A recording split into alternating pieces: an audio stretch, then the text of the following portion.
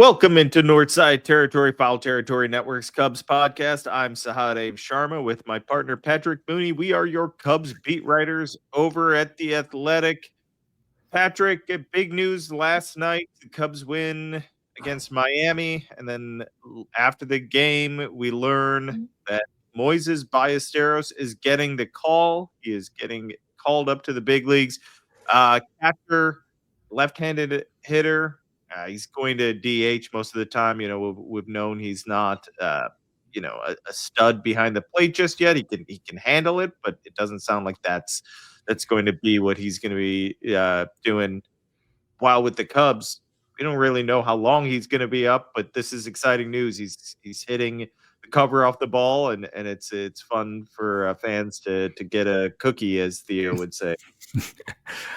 I mean, this is a guy you know this. We've heard the Cubs talk about this guy as someone who's close to a no doubt hitter, right? Like, there's going to be a learning curve. We're not going to say he's going to, hit 3 home runs in his debut and never go back to Iowa. But you look at his age, how young he is, how well he's performed consistently at every level against, older, more experienced competition. Like, it's pretty rarefied air where he's kind of gone thus far. And, I don't think we'll see him much at catcher, if at all, during this stint. I think there are real questions about whether or not he'd stay behind the plate. I mean, as Counsell basically alluded to in spring training, like, if he was a no doubt catcher, he'd be like the number one prospect in the entire game. Yeah. Because those guys are so hard to find. Ballesteros is not that defensively, but, we saw in 2016 when a third catcher in Wilson Contreras comes up and can move around a bit, can provide some thump in the lineup and some energy. And it'll be a fun atmosphere at Wrigley to get him. He'll have a nice soft landing spot against the Marlins. He'll get to see a Cubs Sox crosstown weekend series at Wrigley Field. It'll definitely be fun to watch. Yeah, obviously Ian Happ going to the IL isn't ideal. It's an oblique injury that he suffered. I believe he felt it on a swing in New York on Friday, and now he's missed 3 games straight. He was supposed to do some work on Monday. I think we'll learn more today when we get to the ballpark how severe this is. I had heard that the workout went well, but we never know. You never know how things really go, and like what that actually means. Obliques are fickle. You don't want to, if it is a best case scenario as far as an IL stint goes, then what you just want to be cautious. I think it makes sense if he was feeling anything. If it was even like, no, it's not completely gone, then why risk it? This guy's Moisés Ballesteros. He's ready to hit in the big leagues. There's not much of a challenge left for him at AAA offensively. He's slashing 368, 420, 522. He strikes out 10.7% of the time. What's he doing in AAA that what offensively that really he needs to figure out? There's not much that he needs to prove against AAA pitching. So all the more reason to call him up if you have this opportunity. See what he can do. See what type of impact he can make. If it's a short stint, if he's not staying up here permanently, I think that's okay. It's not the end of the world. Fans will probably want him to stay up permanently. That's it. But if he rakes, maybe you keep this third catcher type situation and you rotate DH, you rotate him in as catcher every once in a while. I think it could be really interesting because they could certainly you can always use more depth offensively. I guess we don't know what the corresponding move is. There's going to have to be a 40-man move. We'll see what that is. But I will say this, Patrick. I like how they're doing this in the sense that You could have called up Kevin Alcantara. You could have called up Owen Casey. Neither of them are doing that great. I think Casey is hitting for a ton of power, but if I remember last time I saw, he's striking out at an unreasonable rate right now, 35.7%. That's not going to work right now. He needs to continue to work on that. Alcantara is struggling with breaking balls, from what I've heard. You could have just called one of them up though, if you just 40 man don't want to make a move. This is a move that a team that's winning, that's trying to continue to win, that's looking for the most impactful addition for this IL stint. They're making that move. I like that they're not overthinking things and saying, oh, let's just go with the guy that's on the 40 man. I mean, Ballesteros certainly earned this opportunity. This is also a reflection of how much Justin Turner has struggled in this part-time role. I think he doesn't have an extra base hit yet in 70 plate appearances, which is hard to believe for a guy who's as accomplished as he is. I think we do take Ian Happ for granted to an extent. I mean, this is a guy who just posts day after day after day and winds up with like the same numbers virtually every year. It's interesting to see Pete Crow Armstrong at the top of the lineup. I don't think that's like a permanent thing. Ian Happ, whenever he returns, seems to be Council's leadoff guy, but there are a lot of kind of forces at work here when you see this pipeline the Cubs have developed in Latin America. Kind of has had some slower moments in terms of that pipeline, how it's been moving. But now you have, Miguel Amaya as a really solid two-way catcher who's getting big hits and, really continuing to maintain the trust of the entire pitching staff and coaching staff. Carson Kelly has been on this, amazing run, which you had detailed in The Athletic, all these different changes and experiences over the years coming together. And, it seems like only a couple of days ago, Sahadev, we were talking about another big major league debut, and here comes another one, this time at the Friendly Confines. Yeah, let's touch on Cade Horton in a bit. I was going to throw us to a break, but I'm going to have to wait because the the commercials I've uploaded are processing. But I just wanted to quickly give love. You talked about the catchers. I want to quickly give love to them because Amaya had 3 hits last night, which was Monday night. The combination. It's just a shocking turnaround almost how impressive catching has been for this team. Carson Kelly's been a revelation, obviously, but Miguel Amaya is going overlooked. Ian Happ gets overlooked. Miguel Amaya does too, because Carson Kelly's been so awesome, but Miguel Amaya has been really steady behind the plate. I think he deserves a lot of credit. Let's take a quick break, and then we'll get to the Cade Horton debut over the weekend. This is a straightforward show, so I'm going to be very straightforward with everyone about PXG. Fastest way to improve your performance on the golf course is to get yourself a PXG golf fitting. Go in there and let the experts help you. I've been using PXG for a few years now, Scotty. They are perfect. I love the way they feel. They fit them perfectly to my swing.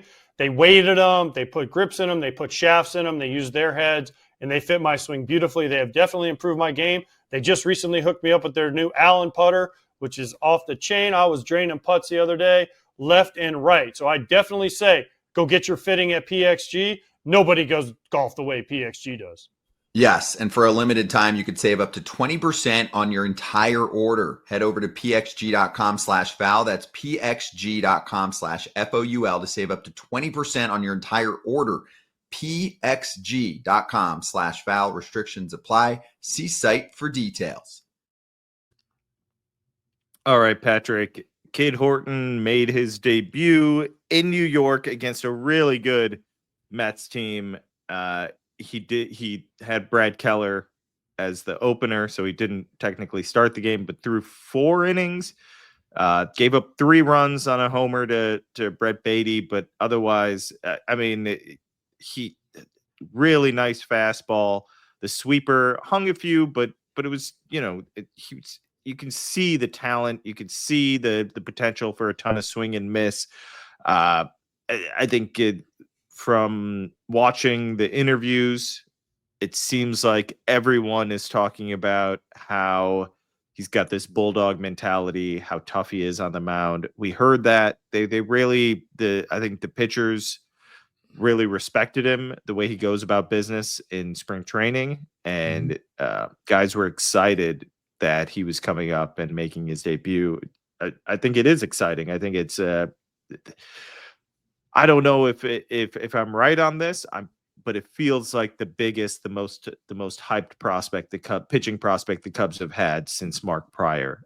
Not Mark Pryor level. Mark Pryor was the biggest pitching prospect in the game at the time, and this is not to that level, but it is certainly an impactful one as far as the Cubs go.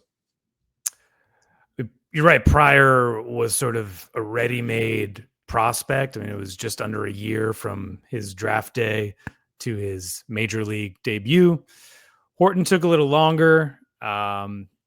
We wrote about this in The Athletic. It was really interesting how the Cubs, through the course of your reporting, revealed like some of the brain trust they had on this, of just why did his velocity dip last year? Where's his arm angle at? How do they keep this guy healthy? How do you kind of monitor his workload? It won't be a hard cap on the innings.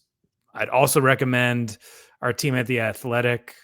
Tyler Kepner wrote a fantastic, live game story off Horton's debut in New York. As you pointed out, there was a good Turk Wendell reference thrown in there of hopping over the line, a guy who had pitched for the Cubs and the Mets. And,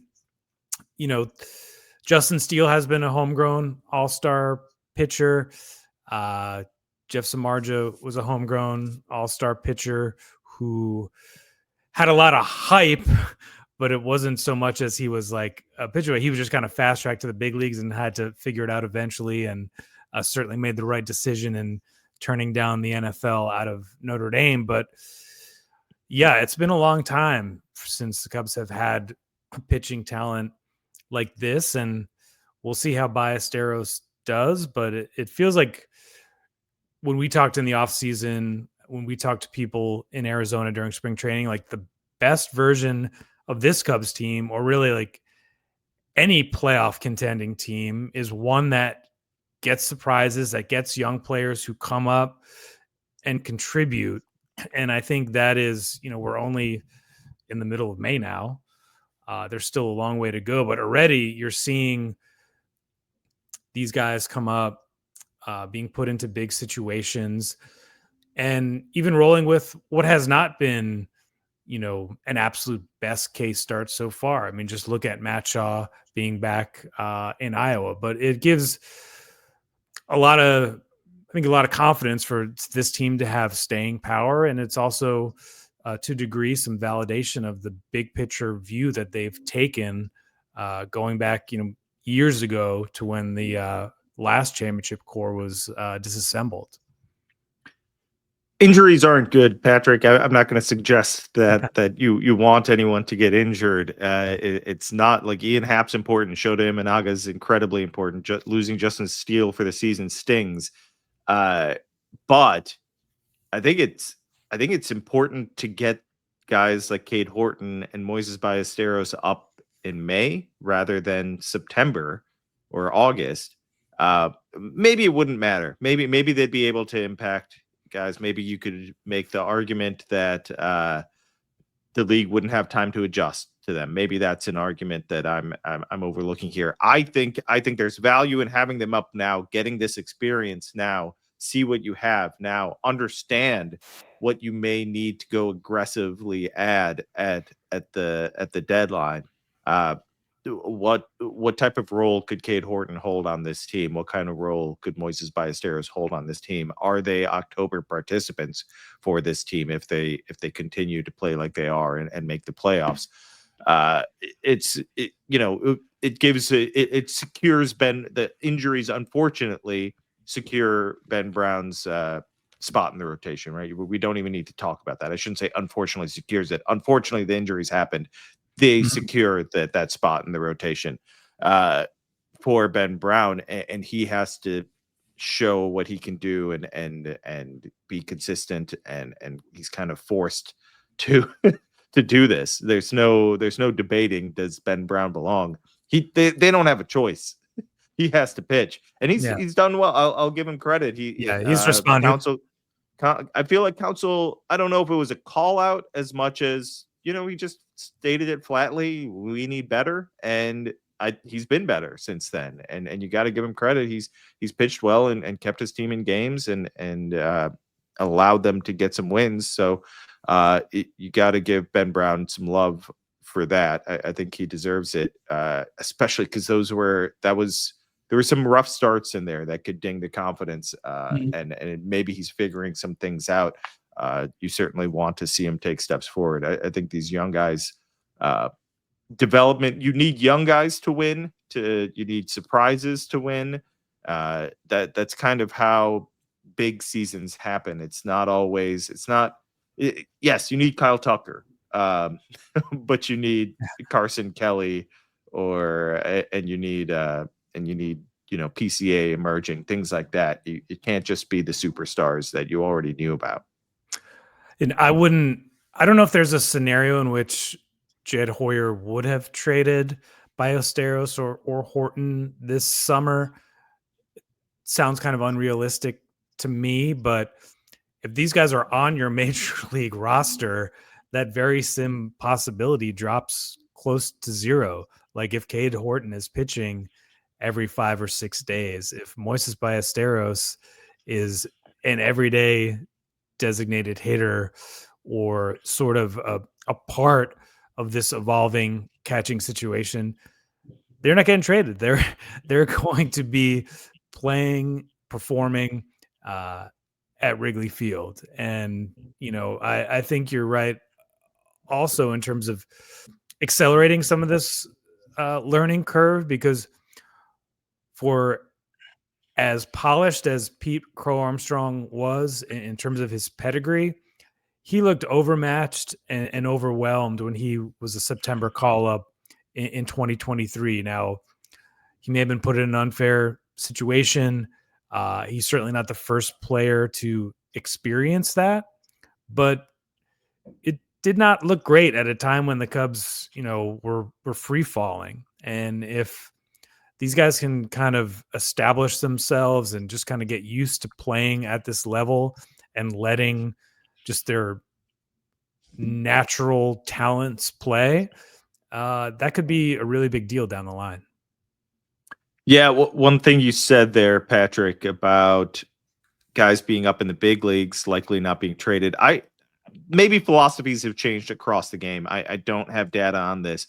I remember back in the Theo years, the years they were winning, talking to guys in that front office and like going over trade rumor stuff and how you attack the deadline. There was just a philosophy of, I think there was some rumor going around whenever I was talking to someone and possibly trading someone on that major league roster to upgrade another spot. And the point was, we're playing well. We're winning games. Yeah, that's a weakness, but you cannot take away from a group that's playing well. It's really hard when you're a winning team. It's really hard to take away from the major league roster. Now, I mean, Theo's done one of the most famous major league roster shakeups, but that was a team that was slumping and that needed a change, trading Nomar Garcia-Parra.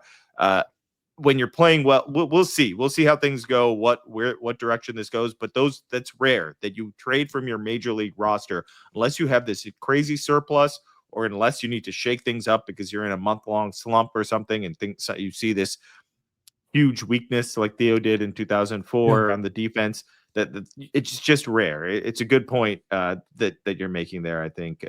Let's take a quick break and then get back to some other under the radar players this season. Hey, for the card collectors out there, you need to know about Arena Club. You can check out our showrooms. We've all got cards in there. You can buy, you can sell, you can trade, and you can rip packs. They're called slab packs, Kratz. And then what happens if you don't like what you pulled? You get an instant offer. You get an instant offer, but before you get that instant offer, you can show your showroom around, kind of like when I used to put the cards in the sleeves and my buddies would come over and show them. Now, bang, show them on the phone. Instant offers right there if I need it.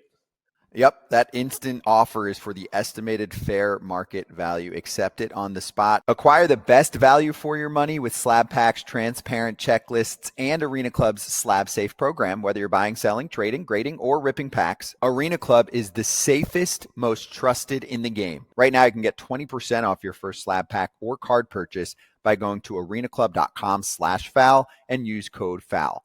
That's arenaclub.com/foul, code FOUL.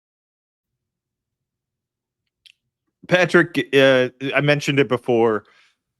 It's impossible to have a good season without some surprises on the roster.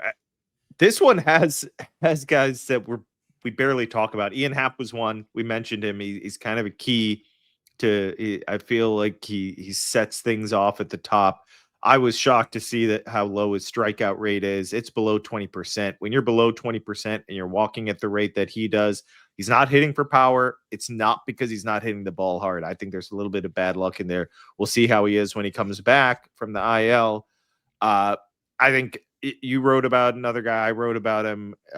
Great again last night. Colin Ray. He's a shocker for me. I did not expect him to be this good. I liked the signing in the sense that you always need depth. You need veterans. You need a guy like Colin Ray to kind of step up in random moments.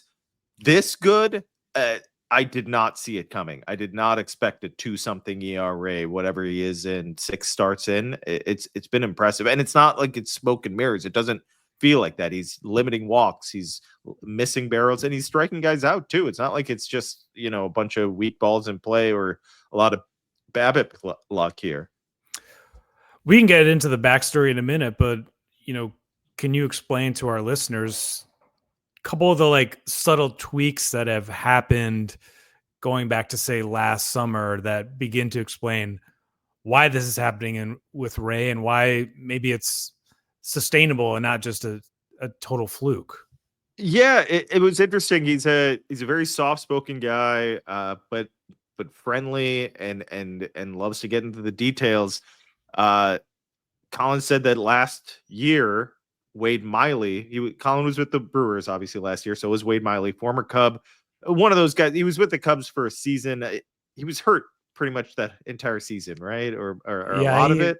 He's had a lot of time on his hands, but yeah, is beloved as a clubhouse guy, always doing the kind of the John Lester style of whether it's bottles of champagne or sort of marking milestones in players' careers, sharing advice to younger guys, and being really locked in the dugout, watching every single pitch. Yeah. He was actually in Arizona. When they played the Diamondbacks and he came to the game, it was and he was up in the press box at one point saying hi to all of us. Yeah. Just wild. Really nice guy and funny and obviously he gave Colin Ray some advice. He said, maybe try being on the first base side of the rubber. Colin didn't do it in the middle of the season. He was having a good season for most of 2024. Awful September. It was just everything was good up until September for him. Prompted him over the winter to try and move over to the first base side of the rubber. What it did for him, in his opinion, he wasn't trying as hard. He was staying closed essentially with his front shoulder. He wasn't trying to get to the inside to lefties or anything glove side. He didn't feel like he had to open up. And that, in his opinion, so he told me it gave his fastball more life. So there's a difference between life and ride. Ride is something we can measure now. It has to do with spin and vertical approach angle. Different things like that can give your pitches that allows them to stay up in the zone, and it almost looks like they're rising. It's not. It's just the illusion of that. They're not. It's not dropping as much as you'd expect. This is more about deception. He's staying close. The ball comes up on the ball. I mean, the ball comes up on the hitter a little quicker. Seems to, right? They can't pick it up as early. It's a split second thing, but it matters. That's what hitting and pitching. It's all about timing, right? And you're slightly throwing off their timing, and his four seam fastball is incredibly valuable. He had a rough outing. Rough. We gave up like 3 or 4 runs. Was it against the Giants? It was against the Giants. He had that they hit the four seam fastball, so it's not as it was like a top 5 four seam fastball in baseball. One of the best four seamers. Now it's like top 20, but he's using it over 50% of the time when he'd never used it over 30% of the time.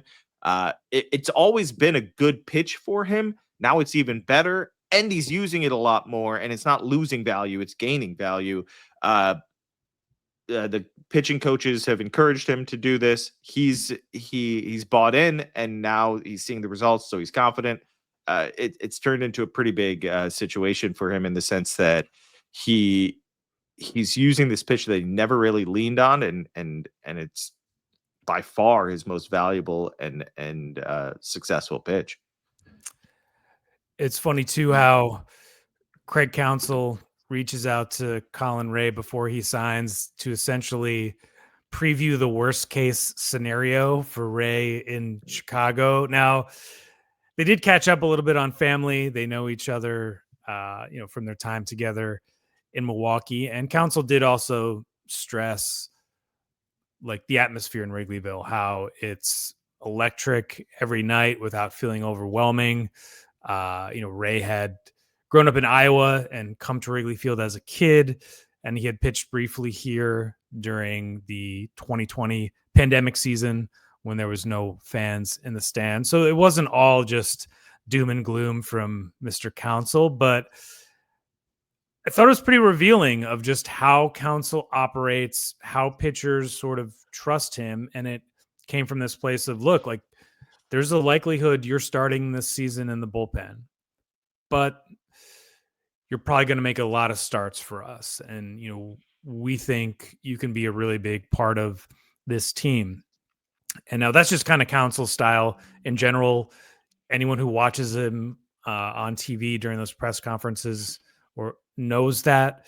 But Ray appreciates that blunt honesty. He had said to him in spring training one year with the Brewers, like, just shoot me straight. I understand that you have to make moves. It's not always going to be fair, but just don't tell me what I want to hear. We're all grown men here, was the quote from Ray. And so that establishes a baseline so that when the Cubs pick Ben Brown to be in their season opening rotation, Ray's not a disgruntled player.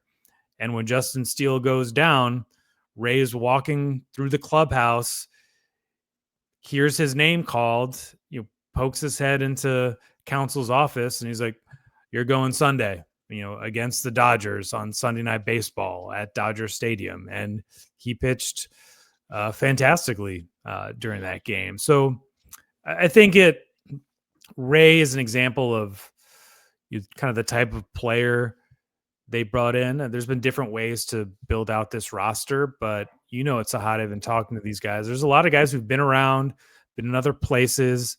They understand the business. They understand kind of what it takes to be successful over the course of a long season. And I think you were the one who told me, like, look, Ray's a good talker once you get him going. And he was. I'm sure if you watch some of the post-game start press conferences, he's a little more reserved. Was just a very thoughtful guy who has great perspective after bouncing around for a while, pitching in Japan, pitching on some really good teams in Milwaukee. And I do think that has been a part, as you wrote, to this really strong start to the season. It is the experience. It is the buy-in. It is just kind of the organization of how this thing is being put together. Real quickly before we go, just one under the radar names. I think I can look at the bullpen and name a few. Drew Pomerantz is almost striking out 30% of the batters he's faced so far, under 8% walk rate, really just not giving up any runs. He's been huge. I've said it on the podcast. I am really surprised at how good he looks. I did not expect it. Caleb Thielbar has been so key. He looked awful the first 2 weeks, and he has been great since. Daniel Palencia, finally figuring it out. This is why you don't give up on guys with stuff. But the biggest name to me, I dug in on his numbers. I came away thinking, is Brad Keller the best pitcher on this team? He has the highest ground ball rate. He has the highest strikeout rate. He's bottom 5 in walk rate. Misses barrels. Does not give up hard hits. You want an opener. You want a setup man. You want 2 innings. You want a dirty inning. He is doing everything for this team. He had one bad outing, and it was spurred by some balls that found a hole, went under a glove. He is incredibly impressive, and the type of reliever that my guess is Counsell just loves to have, because he'll just go out there and do whatever. I didn't even mention he's throwing 99, 100 now. This is I thought it looked good in the spring. You never know. Things can look good in the spring and completely fall apart in that first real outing. He has been better than one could imagine. One could have hoped. That's a hell of a signing. That's a hell of a find.